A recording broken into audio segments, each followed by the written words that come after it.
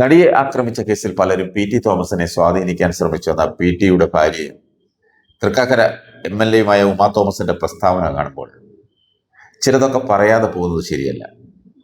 ഈ വരുന്ന 8-ാം തീയതി നടി ആക്രമിച്ച കേസിൽ വിധി കാത്തിരിക്കുന്നതിനാൽ കേസിന്റെ നാൾവഴികളെ പറ്റിയോ അല്ലെങ്കിൽ അതിന്റെ നന്മതിന്മകളെ പറ്റിയോ ഒന്നും പറയുന്നില്ല.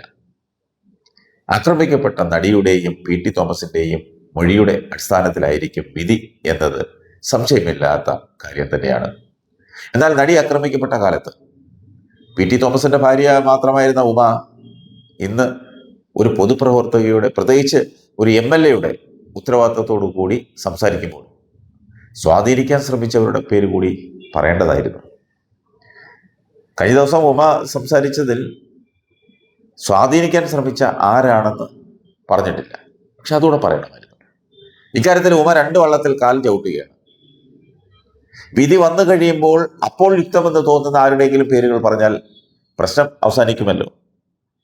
അല്ലെങ്കിൽ പിന്നെ ഈ സമയത്ത് ഇങ്ങനെ ഒരു പ്രസ്താവന ഇറക്കേണ്ട യാതൊരു കാര്യവുമില്ല.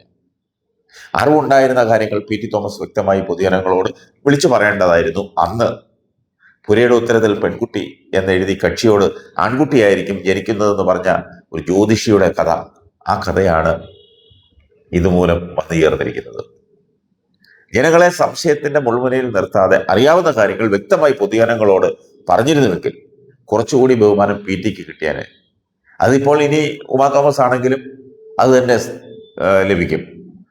പി.ടി. തോമസിനെ സംബന്ധിച്ചിടത്തോളം പൊതുകാര്യങ്ങളിൽ ആദ്യമായി അദ്ദേഹത്തിന്റെ മുന്നിൽ വന്നിട്ടുള്ള ഒരു കേസല്ലിത്. ഇതിനു മുമ്പ് ധാരാളം വിഷയങ്ങൾ അദ്ദേഹത്തിന്റെ മുന്നിൽ വരികയും അദ്ദേഹം തന്നെ തീരുമാനമെടുത്ത് അവസാനിപ്പിക്കുകയും ചെയ്തിട്ടുണ്ട്. പി.ടി. തോമസ് ഇടപെട്ടിട്ടുള്ള മുഴുവൻ കാര്യങ്ങളിലും സത്യസന്ധമായിട്ടാണ് ഇടപെട്ടതെന്ന് ചങ്കിൽ കൈവച്ചു പറയാൻ ഇന്ന് ഉമാ തോമസിനാകുമോ? എനിക്കറിയില്ല.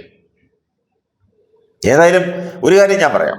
ചില കാര്യങ്ങളിലെങ്കിലും സ്വതസിദ്ധമായ രാഷ്ട്രീയം കളിക്കുകയും ഇരയ്ക്കെതിരെ നിന്ന്, അതായത് വേട്ടക്കാരനോടൊപ്പം നിന്ന് നിഷ്കളങ്കനെ പോലെ അഭിനയിച്ചു നിന്ന സന്ദർഭവും ഉണ്ടായിട്ടുണ്ടെന്ന് ഉമാ തോമസ് തിരിച്ചറിയുന്നത് നല്ലതാണ്. അത് ചിലപ്പോൾ ഉമാ തോമസിനും അറിയാമായിരിക്കാം.